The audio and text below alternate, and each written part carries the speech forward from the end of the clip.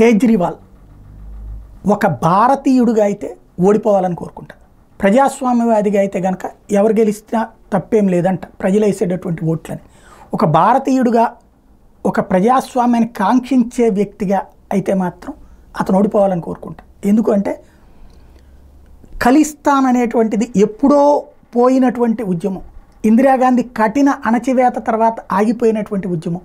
ఈ దేశాన్ని మొక్కలు చేసి పంజాబ్ను మొక్కలు చేసి పాకిస్తాన్లోని పంజాబ్తో కలిపి అది కలవదు సావదు, కానీ ఆ పేరుతో పాకిస్తాన్లో కలిపేసుకోవాలని ఒక పక్కన కుట్ర చేస్తుంటే తన రాజకీయం కోసం వాళ్ళందరికీ తిండి అన్నీ కల్పించి మరి ఢిల్లీ సరిహద్దులు మూయించి మరి రచ్చ చేసినటువంటి వాడు, లబ్ధి పొందినటువంటి వాడు కేజ్రీవాల్ పంజాబ్లో గెలిచాడు, ఢిల్లీలో ఉపయోగించుకున్నాడు. కానీ దాని ఫలితం ఈ దేశం ఇవాల్టి వరకు చవిచూస్తోంది.